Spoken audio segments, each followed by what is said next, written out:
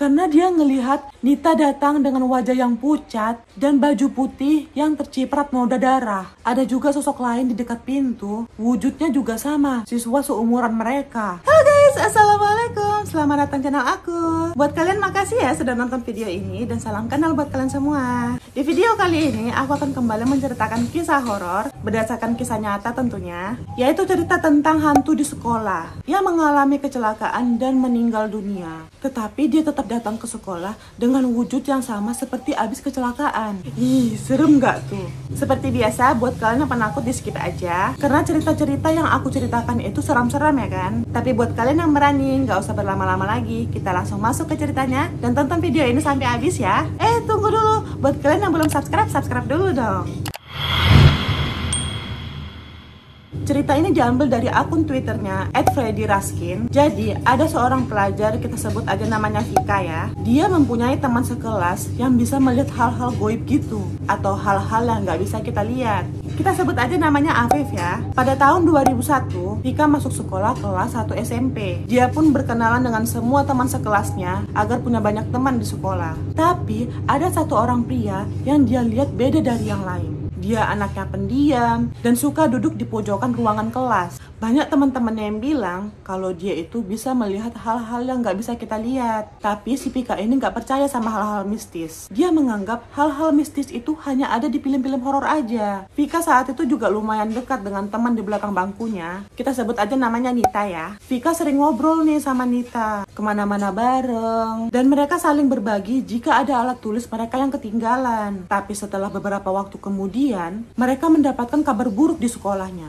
Hal buruk itu terjadi menimpa Nita, di mana Nita saat itu mengalami kecelakaan saat berangkat ke sekolah. Kata guru yang menyampaikan kabar ini, saat itu Nita sedang diantar ke sekolah sama bapaknya. Lalu mereka tiba-tiba ditabrak sama angkot yang melaju sangat kencang. Bapaknya Nita selamat, tapi sayangnya Nita yang saat itu nggak memakai helm mengalami benturan di kepalanya dan terluka sangat parah, sehingga membuat Nita akhirnya meninggal dunia. Vika dan teman-temannya menangis saat mendengar kabar itu. Mereka pun langsung bergegas menuju rumah Nita untuk melayat ya kan. Di sana semua teman-temannya menangis karena kehilangan Nita, termasuk Vika yang merupakan teman dekatnya si Nita. Tapi anehnya, Afif terlihat menyendiri duduk di pojokan rumahnya si Nita. Dia terlihat seperti sedang berbicara sama seseorang, tetapi mereka nggak ada yang menghiraukannya karena sudah memaklumi seperti apa si Afif ini ya kan. Keesokan harinya, mereka melakukan aktivitas sama seperti sebelumnya, meskipun masih terasa sedih karena melihat bangku Nita menjadi kosong. Ada juga beberapa yang membicarakan kematian Nita saat itu. Vika juga terlihat banyak diam karena dia teringat semua kenangan bersama Nita di kelas. Gak berapa lama kemudian, guru pun akhirnya datang yang saat itu adalah pelajaran sejarah.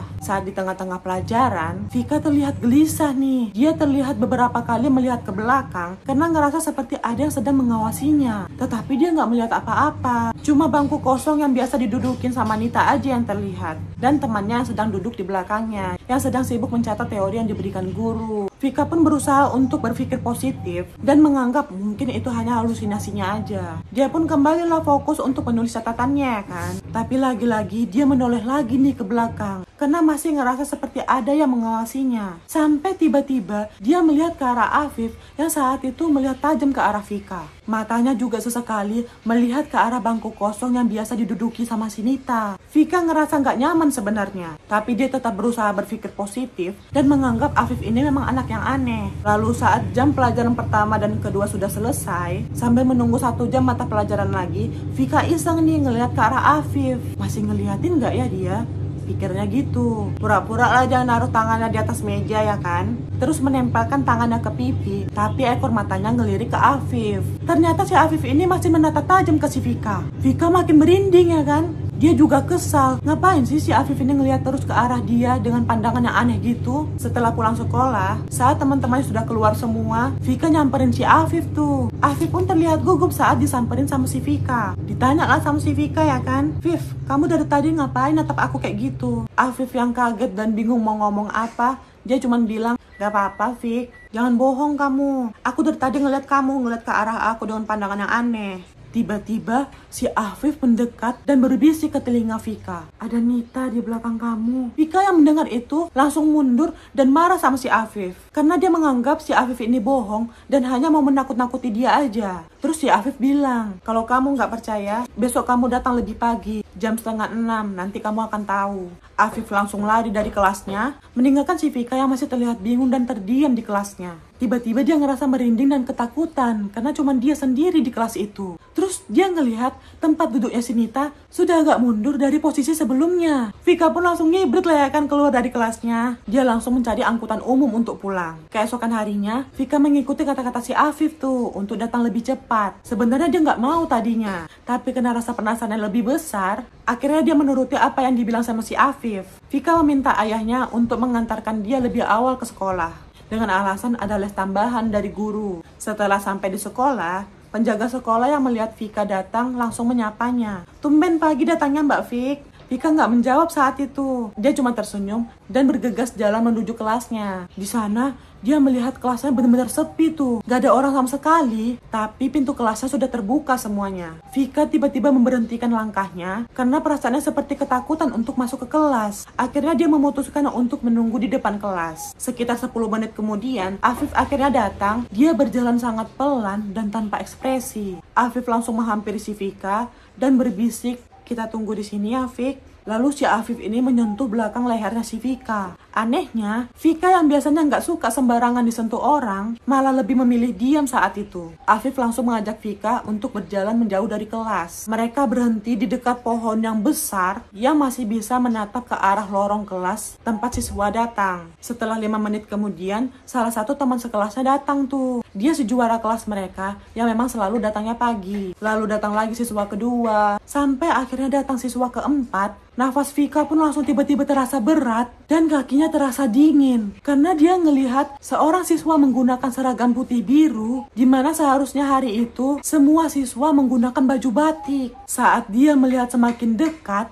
Vika semakin mengenal siapa siswa itu. Kalian tahu siapa? Iya, dia adalah Nita. Nita datang dengan wajah yang pucat dan baju putih yang terciprat noda darah. Tubuh si Vika semakin kaku saat melihat si Nita berjalan semakin dekat ke arah kelasnya. Vika melihat dengan jelas kepala Nita dengan luka yang sangat parah yang membuat alis kirinya masuk ke dalam. Dia berjalan terus tuh mengabaikan sekitarnya. Lalu saat sudah mau masuk sampai ke kelas, tiba-tiba si Nita ini menoleh ke arah si Vika, seolah tahu bahwa si Vika ini sedang melihat dia. Nita seperti mengatakan sesuatu, tetapi nggak ada suara yang keluar. Vika terdiam kaku, dia takut dan heran sama situasi yang dia lihat saat itu. Lalu si Nita ini tersenyum dan masuk ke dalam kelas mengikuti siswa lainnya. Saat di kelas, Vika lebih milih duduk di sebelah si Afif dan jarinya si Afif masih menempel tuh di tengkuknya si Vika. Karena itulah Vika masih bisa melihat Nita sedang duduk di kursinya. Vika melihat Nita sedang menatap lurus ke arah papan tulis tanpa melakukan apapun. Dan semenjak tangannya si Afif menyentuh tengkuknya si Vika, dia melihat hari selalu gelap padahal matahari cerah saat itu.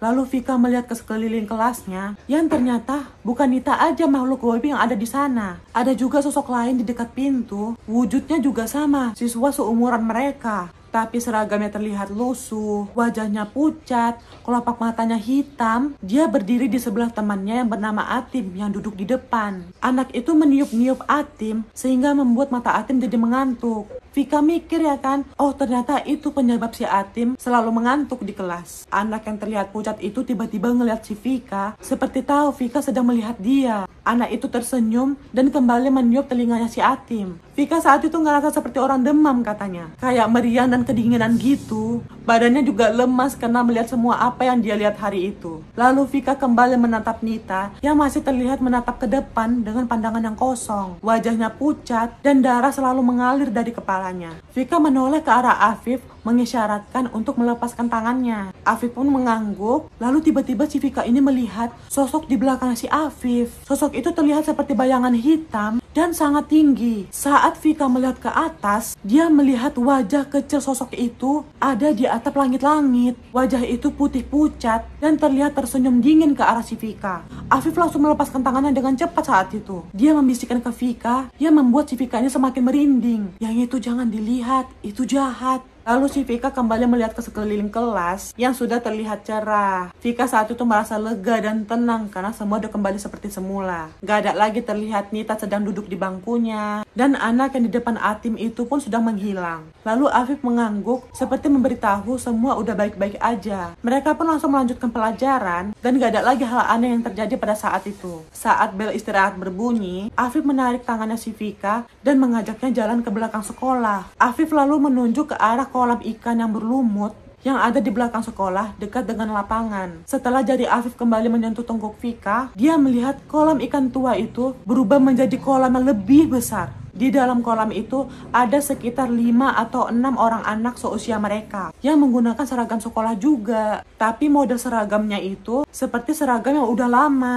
Kira-kira mungkin tahun 80-an atau 90-an lah gitu. Mereka terlihat meringkuk kedinginan di tengah kolam dengan tatapan matanya yang kosong. Sampai akhirnya salah satu dari mereka melihat ke arah si Vika. Dia langsung beranjak mendekati Vika. Dan anak laki-laki itu sedikit berlari mau keluar dari kolam. Belum sampai di pinggir kolam, tiba-tiba air kolamnya bergerak. Anak laki-laki itu terlihat ketakutan dan melihat ke arah kanan dan kiri. Lalu tiba-tiba air kolam itu semakin meninggi dan tubuh anak laki-laki itu seperti tertarik ke belakang. Wajahnya menangis tapi nggak ada suaranya. Lalu tiba-tiba dari dalam air keluar ular yang sangat besar. Badannya memenuhi semua sudut kolam. Anak-anak itu langsung menangis ketakutan karena ular itu melilit mereka. Tiba-tiba dari sudut muncul wajah ular itu. Ternyata ular itu berwujud seorang wanita tanpa busana dan setengah tubuhnya berwujud ular. Afif langsung melepaskan tangannya. Lalu dia bilang sama si Vika, jangan melihat wajahnya. Seketika kolam besar yang dilihat Vika kembali berubah menjadi kolam ikan tua yang berlumut. Afif langsung kembali mengajak Vika ke kelas. Sambil berjalan dia mengatakan, gak semua urusan dengan makhluk goib harus diselesaikan. Seperti anak-anak yang di kolam tadi. Ternyata anak-anak itu adalah korban pemilik kolam tersebut. Secara fisik memang terlihat seperti kecelakaan. Tetapi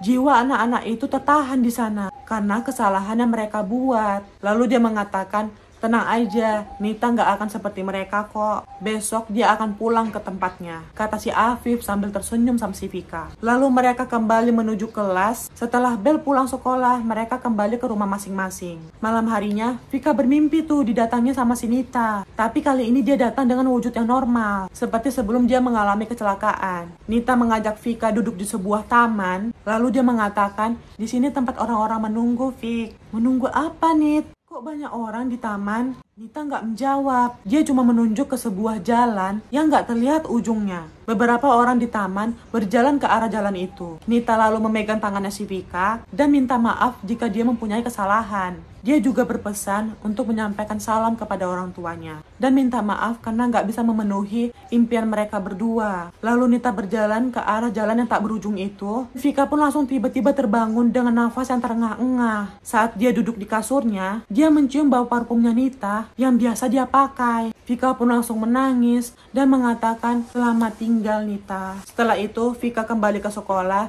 dan beraktivitas seperti biasa. Dia juga semakin dekat tuh dengan si Afif. Bahkan sesekali, dia meminta si Afif menyentuh tungkuknya karena ingin melihat bangkunya si Nita. Tapi bangku itu udah benar-benar kosong. Sosok Nita udah nggak pernah datang lagi. Afif lalu mengatakan, Nita sudah pergi, Vik. Kita doakan dia aja ya. Vika pun tersenyum dan mereka berdoa bersama.